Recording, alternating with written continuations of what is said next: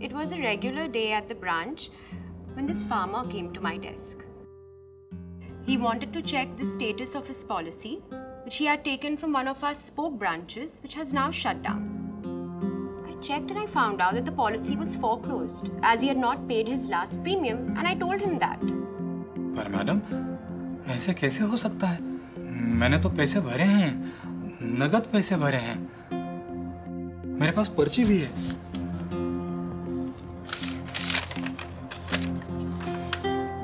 On seeing the receipt, I immediately realized that it was a fake one. क्या आपको पक्का यकीन है कि यही वो पर्ची है? हाँ मैडम, बिल्कुल, मैंने तो ली थी। क्यों? ये पर्ची तो नकली है। क्या? किसने दी थी आपको ये पर्ची?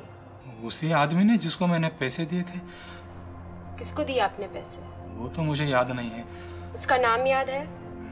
नहीं मैडम, नाम भी याद नहीं है। सॉरी भाई साहब, आप ये नकली पर्ची लेकर आए हैं। इसमें कुछ करना मुश्किल है।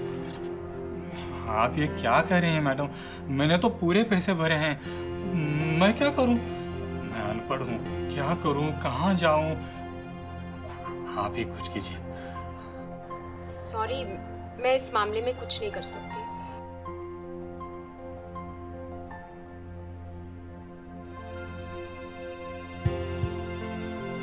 भाई साहब, जरा वो पर्ची दिखाइए।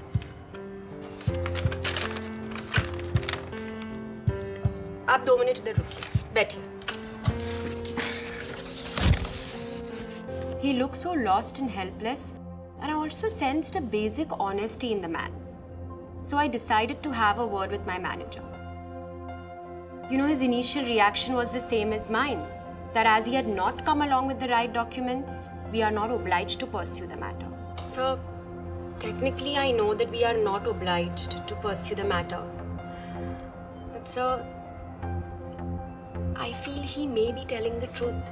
And what if he has actually paid his hard-earned money? So somehow my conscience is not allowing me to send him away just like that. Seeing how determined I was, he agreed to support me and in fact even suggested to call the risk team to find out what could be done. देखिए भाई साहब, मैं कुछ करने की कोशिश करती हूँ। मैं आपको 10 दिन में फोन करूँगी। The risk team said that it was difficult to pursue such a matter given the nature of the proof furnished. I had begun to realize that when it was not going to be easy even for me to find out the facts of the case, then for the customer, who was an illiterate farmer, it would be a lot more challenging. And that made me all the more determined to help him out. To find out what really happened, I knew I would need to contact the manager of the spoke branch. Since the spoke had shut down, I had to go through our records, find out where he was now, and finally managed to get his phone number. I called him and explained to him the details of the case and convinced him to help me out. He even agreed to come over to our branch. And on that day, I also called the customer to the branch. It was then that we found out the identity of the person to whom the customer had made the payment and who had given him the fake receipt. It turned out to be the unit manager of the spoke branch at that time, who was no longer working with the company, but we managed to get his number. And then we made a plan. We made the customer call him. At first, he flatly denied cheating the customer. But when along with the customer, we threatened him with consequences of filing a police complaint against him, he got scared and admitted to taking the money and also agreed to return it back. We, of course, on our part, reassured the customer that his policy would be reinstated at the earliest.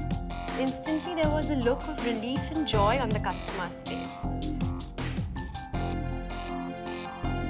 Madam, आपने बहुत बड़ी मेहरबानी की है मुझ पर। मैंने कोई मेहरबानी नहीं की है। मैंने तो सिर्फ अपना काम किया है। एक बात बोलूं मैडम?